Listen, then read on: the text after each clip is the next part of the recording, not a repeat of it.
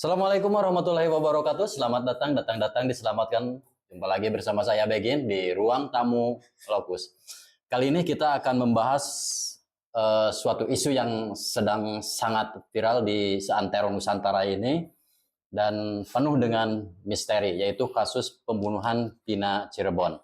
Di kasus ini banyak sekali misteri dan kejutan-kejutan, di mana kejutan yang paling update, yang paling hangat, yaitu terjadi hari tadi, di mana sidang pra-peradilan Peggy Setiawan itu diundur sampai dengan tanggal 1 Juli. Ada apakah gerangan sampai sidang tersebut yang sudah dipersiapkan sedemikian rupa, kemudian sudah dijadwalkan, tapi bisa gagal. Nah, untuk membahas lebih dalam permasalahan ini, telah hadir di ruang tamu Lokus seorang pengacara dari Peggy Setiawan, yaitu Bung Asep Muhyiddin SHMA. Selamat datang Bung di ruang tamu Lokus. Selamat datang Om Begin, terima kasih atas kesempatan dan waktunya ini. Nah, Bapak sebagai kuasa hukum dari Peggy Setiawan, ketika mendengar sidang pra-peradilan ditunda, respon atau sikap dari tim kuasa hukum Peggy itu seperti apa, Pak? Jadi sebetulnya tim kuasa hukum dari Peggy Setiawan ini sangat kecewa. Jadi kecewanya itu sangat luar biasa. Karena mewakili daripada warga masyarakat Indonesia yang notabene Polda Jabar pada hari Minggu kalau tidak salah sudah pernah menyampaikan kepada media bahwa besok hari Senin itu jadwal adanya sidang pra-peradilan gitu. Bahkan Polda Jabar pun sudah menyiapkan menunjuk tim sesuai dengan instruksi Pak Kapolda Jabar ya. Tentunya Kapolda kan seorang bintang jenderal lah gitu ya, seorang bintang bukan seorang brigadir atau aibtu atau yang lainnya gitu ya. Dari kesiapan tersebut jauh-jauh hari itu sudah disampaikan. Nah, terakhir itu minggu kemarin dan menurut pernyataan Polda Jabar itu akan berkomunikasi lagi dengan PN dan insya Allah mereka akan hadir. Faktanya pada hari Senin hari ini yang seharusnya sidang pra-peradilan itu dimulai pertama kali untuk membuka daripada apa yang menjadi pertanyaan-pertanyaan masyarakat, khususnya netizen dan yang lain sebagainya, itu tidak bisa dijalankan atau tidak bisa dilaksanakan. Karena ketika Hakim Tunggal Pak Eman ya kalau nggak salah itu membuka sekitar jam 9.30 gitu atau 9.24 atau 25 kita lupa lagi, antar jam segitu. Ketika dibuka itu jadwal sidang adalah jam 9. Berarti sudah ada toleransi sekitar 20 menit lebih. Kira-kira 30 menit lah gitu ya. Nah, dibuka sudah dimulai, tetapi dari pihak Polda Jabar, penyidik itu tidak ada informasi atau kabar kedatangannya. Nah, itu yang membuat tim kami menjadi sangat-sangat kecewa karena pada hari Minggu Polda Jabar menyampaikan akan hadir saat sidang pra-peradilan melawan Peggy Setiawan atau kuasa itu janji Kapolda. Itu janji pihak Polda yang disampaikan oleh petugasnya, Humas kalau nggak salah atau Wakapolda, saya kurang tahu ya. Bahwa ada di TikTok bahwa hari Senin akan hadir. Akan hadir seperti itu. Nah, faktanya Senin ini itu tidak ada hadir. Sederhana, kita berlogika. Pengadilan Negeri Bandung itu pastinya berkirim surat kepada Polda Jabar dengan mungkin kepada Polres atau Polwil. Ya, dalam hal ini sebagai terlapor gitu. Bukan, untuk meminta pengamanan. Faktanya polisi pun petugas banyak yang datang ikut mengamankan jalannya sidang di Pengadilan Negeri Bandung pra-peradilan ini. Tetapi sederhana kita berlogika, kalau polisi yang melakukan pengamanan datang, sementara petugas tim atau yang dibentuk dari Pak Kapolda untuk menghadapi sidang pra-peradilan kita ini tidak hadir. Kan aneh, kalau seandainya alasannya belum menerima relas panggilan, itu alasan klasik.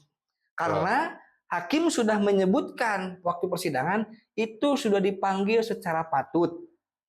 Gitu. Nah, sehingga alasan ketidakhadirannya ini apa? Tambah-tambah siang tadi itu kita mendapatkan informasi dari teman-teman wartawan bahwa katanya sore ini akan dilaksanakan rekonstruksi. Jadi ada permainan apa lagi? Ini yang dimaksud rekonstruksi itu Rekonstruksi pembunuhan Vina di Cirebon yang melibatkan klien kami yaitu PS atau Peggy Setiawan gitu. Ya. Jadi menurut informasi nih, nah, sederhananya apakah ini sengaja dibuat informasi yang sesat atau memang benar akan dilakukan rekonstruksi? Kalau toh memang benar akan dilakukan rekonstruksi, logikanya kami dari tim kuasa hukum belum menerima informasi bahkan lebih dulu wartawan. Sederhanakannya kan di sana. Padahal seharusnya ketika polisi mau melakukan rekonstruksi, itu harusnya ada pemberitahuan ke pihak kuasa hukum. Wajib memberitahukan kepada kuasa hukum karena ancaman hukumannya itu tidak tanggung-tanggung. Itu hukuman mati gitu. Dan perlu kita ketahui bahwa Peggy ini waktu kejadian berada di Bandung dan Peggy Setiawan ini bukan Peggy alias Peron. Gitu. Siapa yang menyebutkan Peggy alias Peron? Nah, itu yang harus dihadirkan oleh penyidik polisi. Oke. Kemudian dengan tidak hadirnya dari pihak Polda ini akan berpengaruh tidak terhadap proses pra peradilan? Tentunya kalau proses pra peradilan akan tetap berjalan. Karena sesuai dengan aturan, pra peradilan ini setiap hari itu sidang karena dalam waktu 7 hari itu harus sudah selesai. Nah, di dalam aturan ini tidak juga menjelaskan selama 7 hari ini selama 7 hari ini apakah dari mulai proses persidangan dibuka meskipun tanpa kehadiran daripada termohon yaitu penyidik Polda Jabar atau harus hadir kedua-duanya. Nah, jadi ini masih tabu nih pembahasan dalam KUHP ini. Jadi masih pasal banci gitu lah, bisa dikatakan pasal banci. Prosesnya kan selama 7 hari harus selesai. Nah, apakah terhitungnya itu dari hari ini? Betul. Atau nanti terhitung mulai dari tanggal 1? Betul. Jadi itu belum dijelaskan. Sidang pra peradilan itu selama 7 hari harus selesai. Pertanyaannya itu sederhana. Apakah 7 hari ini ketika sidang dibuka dan dimulai, meskipun tidak dihadiri oleh pihak termohon, dalam hal ini Polda Jabar, atau ketika dibuka dan termohon juga harus hadir. Itu belum ada penjelasan sampai ke sana. Tetapi kami menghormati gitu ya, pengadilan menunda persidangan pra peradilan ini nanti tanggal 1 atau hari Senin depan. 1 Juli ya. 1 Juli seperti itu ya.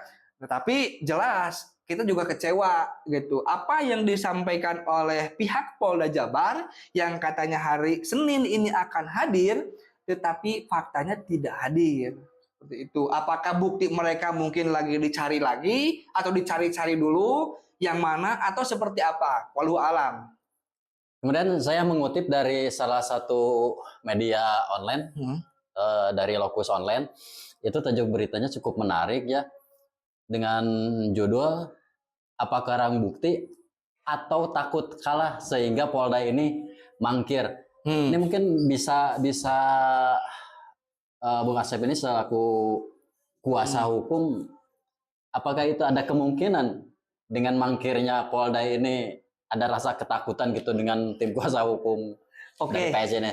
Jadi sebetulnya kalau dari pandangan kami selaku tim kuasa hukum Peggy Setiawan, boleh dong berasumsi gitu ya. Karena apa? Dengan ketidakhadiran ini tanda tanya besar. Berikut masyarakat pun pasti akan tanda besar. Nah, kami menduga bukti yang dianggap kuat oleh penyidik untuk menetapkan Peggy Setiawan sebagai tersangka itu tidak kuat atau kurang cukup bukti. Ya, kalau saya menggarisbawahi itu yang ditujukan salah satunya ijazah, kemudian kartu keluarga. Terakhir foto itu ya. Foto pada itu foto di undangan katanya. Betul. Jadi foto itu adalah foto undangan pernikahan dan kedua wanita itu adalah saudaranya. Walau alam, apakah ini akan digiring bahwa Peggy Setiawan ini ternyata playboy, ditolak wanita, sehingga muncullah pemikiran-pemikiran jahat? Kan bisa saja. Tapi yang perlu dijelaskan, Peggy Setiawan ini yang waktu dipoto itu bukan siapa-siapa, tapi saudaranya di pernikahan. Nah, yang jadi pertanyaan, dalam mengambil sebuah bukti oleh penyidik kepolisian, apakah pengambilan bukti ini sudah sesuai dengan prosedur, tahapan-tahapannya, atau tidak? Karena kan jangan salah, contoh, polisi melakukan penggeledahan satu buah gedung, satu buah rumah digeledah.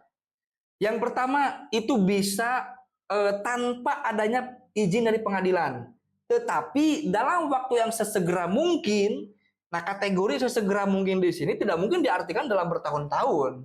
Bisa 1 hari, 3 hari, atau mungkin bisa 1 minggu. Intinya sesegera mungkin. Dalam hal yang urgen bisa dilakukan penggeledahan. Nah pertanyaannya, urgensinya di mana? Menggeledah rumah seorang kuli bangunan, sementara orangnya juga tidak tahu apa-apa, terus penggeledahan di tahun 2016 itu, gitu ya, tanpa adanya izin dari pengadilan. Seperti itu kan jelas melanggar. Sesuai hasil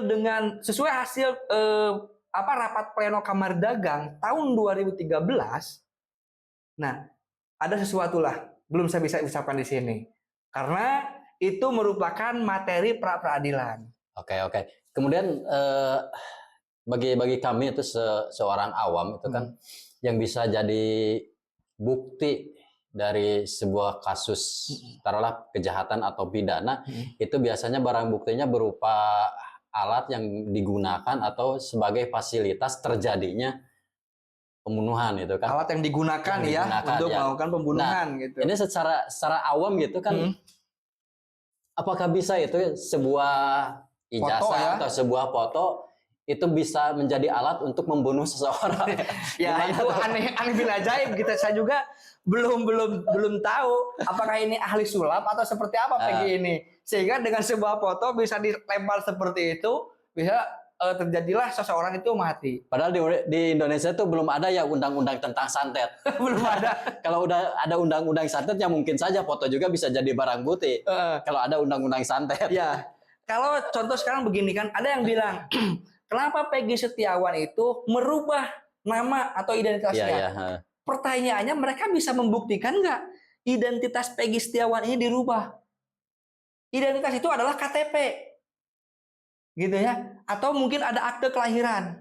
Pertanyaannya, mereka bisa nggak membuktikan ada perubahan itu?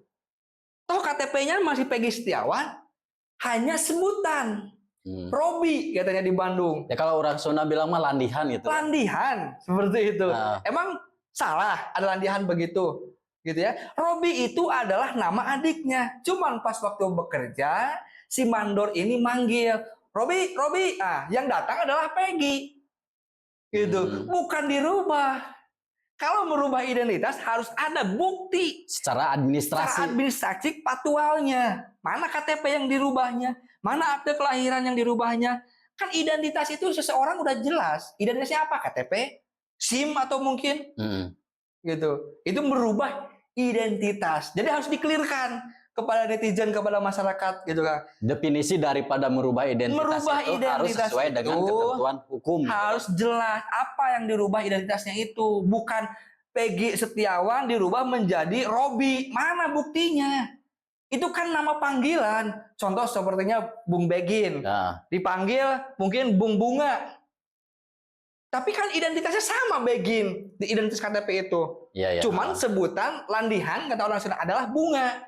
Nah, jadi yang berbicara ada dirubah nama supaya tidak diketahui, mana buktinya, gitu.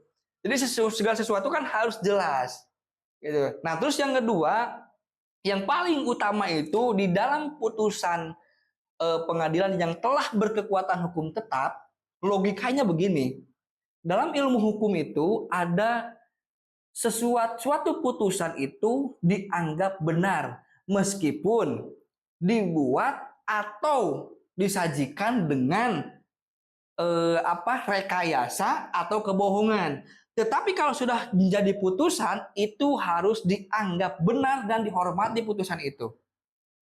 Nah, di dalam putusan itu ditulis dalam kronologis. Peggy alias Peron itu menyabetkan senjata tajam atau apa ya?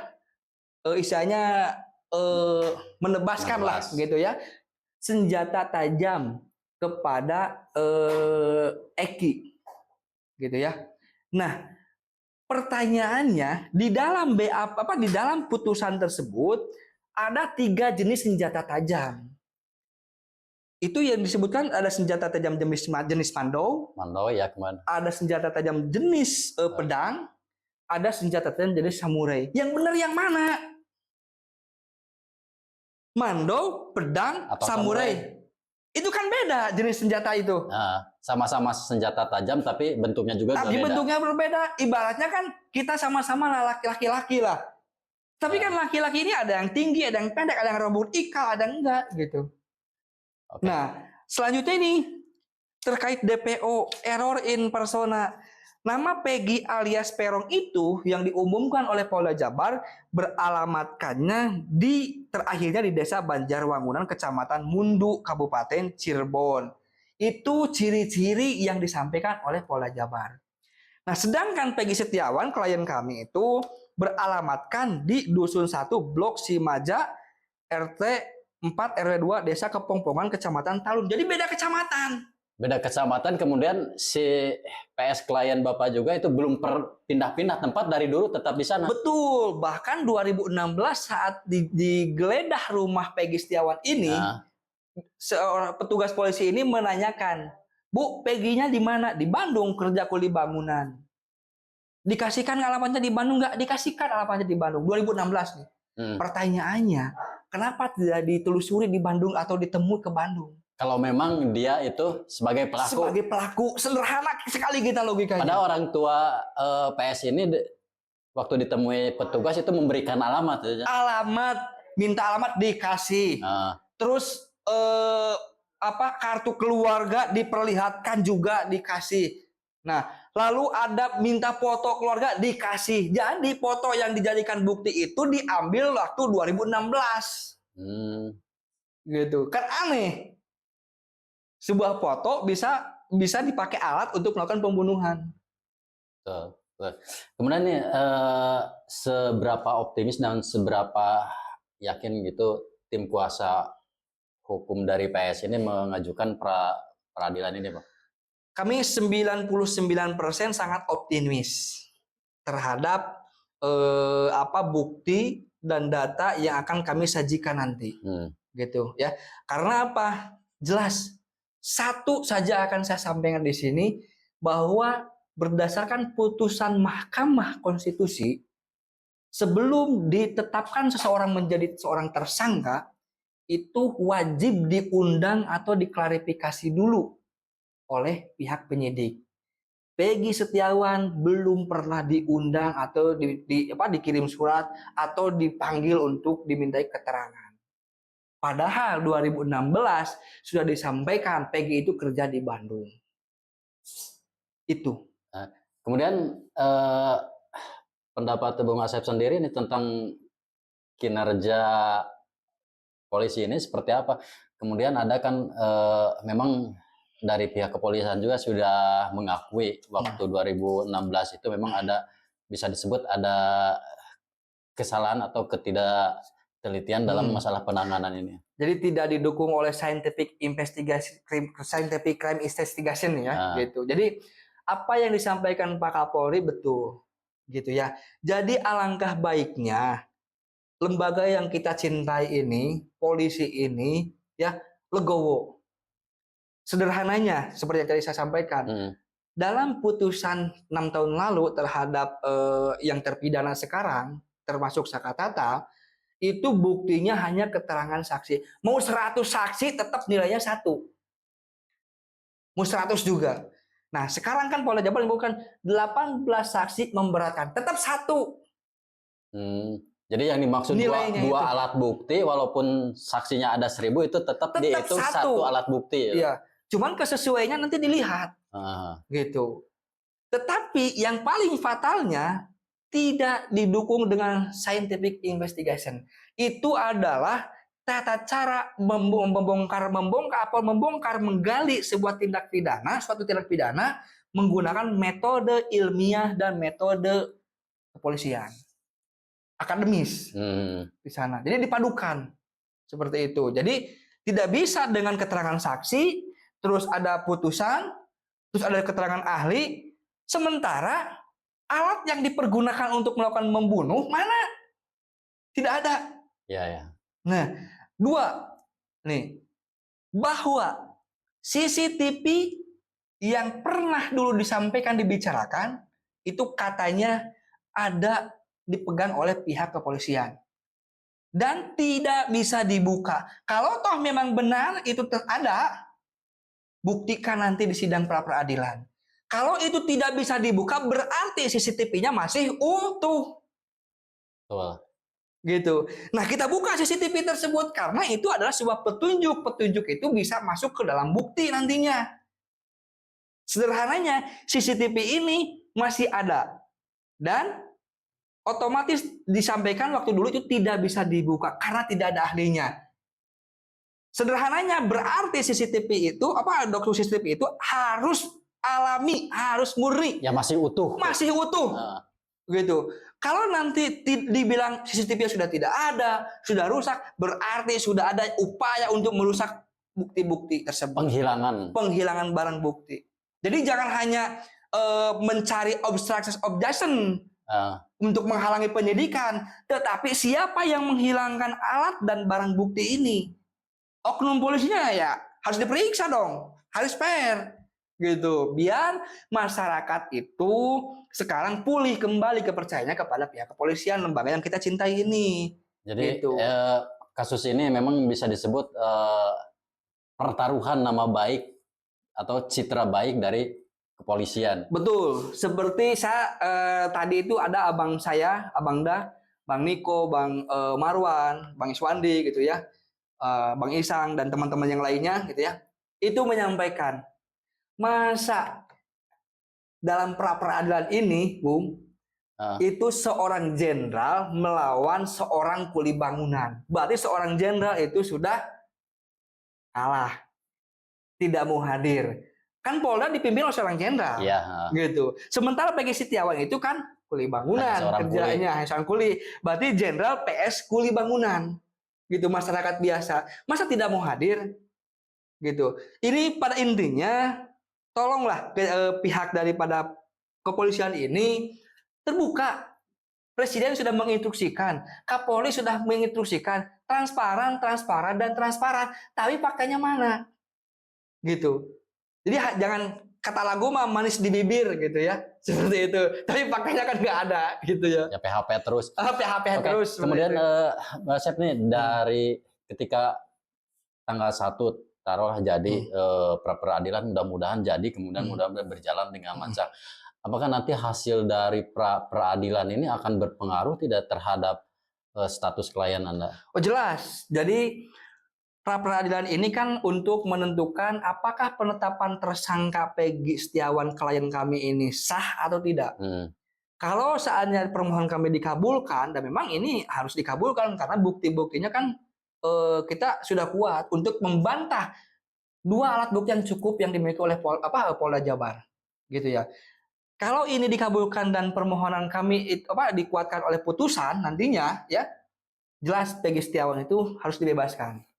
Gitu, harus dibebaskan karena Polda Jabar tidak memiliki 2 alat bukti yang cukup untuk menjerat, menetapkan klien kami itu menjadi seorang tersangka, gitu. Oke, siap. Nah, jadi bos begini, kita mencurigai nih ada upaya-upaya yang tersusun secara sistematis untuk melegalkan hal-hal yang dianggap oleh masyarakat mungkin ini tidak legal. Contoh, Polda Jabar sudah tahu bahwa hari Senin hari ini itu adalah jadwal pra peradilan, tetapi tidak hadir sehingga molorlah, diundurlah ke minggu depan.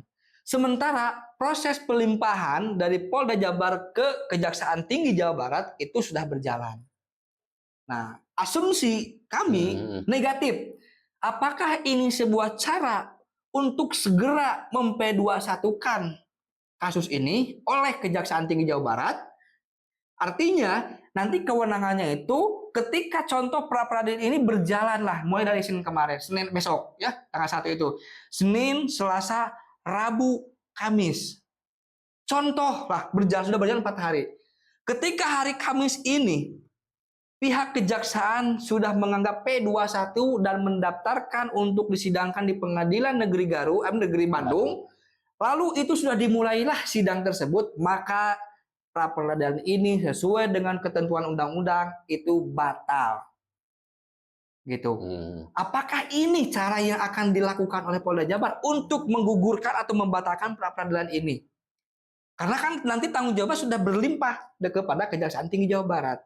Nah, jadi kami mohon juga untuk Kejaksaan Tinggi Jawa Barat, khususnya Bapak Jaksa Agung Muda Pengawasan, agar betul-betul teliti dalam memeriksa berkas perkara. Karena jelas hukum kita kan lebih baik disebutnya itu melepaskan orang yang tidak bersalah, bukan mempidanakan orang yang tidak bersalah. Ya. Seperti itu. Oke, demikian pemirsa, sebetulnya masih banyak yang harus diperbincangkan. Tapi insya Allah kami dari Media Locus akan terus memantau dan terus mengikuti perkembangan dari kasus Peggy Setiawana ini.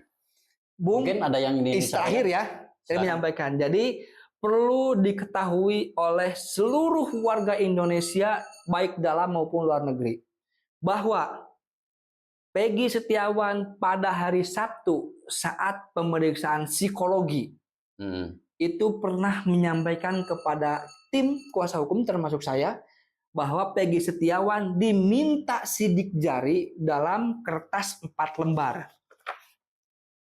Kertas kosong. Ya. Yeah. Di atas sininya, anggap ini kosong ya.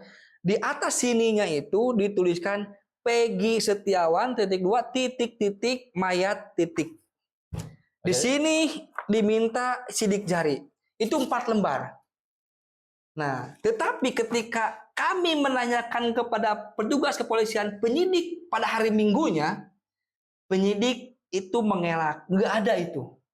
Tapi pada intinya, apakah ini bohong atau tidak, apakah ini benar atau tidak, pada intinya jangan sampai nanti yang 4 lembar tersebut disalahgunakan.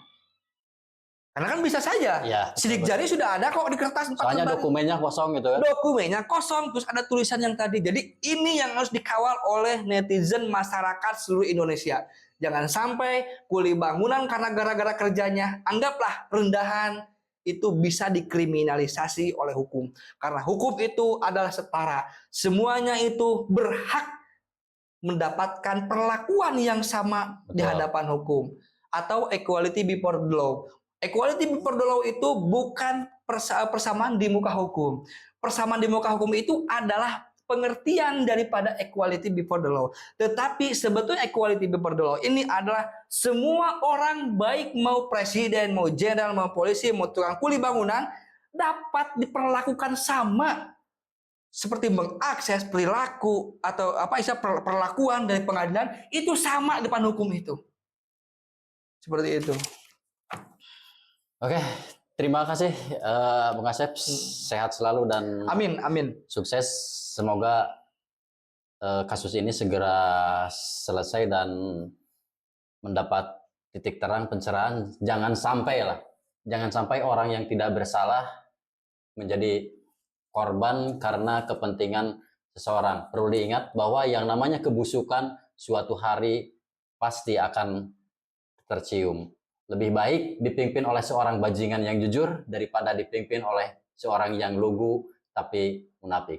Sekian dan terima kasih. Wassalamualaikum warahmatullahi wabarakatuh. Sampai jumpa di ruang tamu Locus berikutnya. Oke, terima kasih semuanya.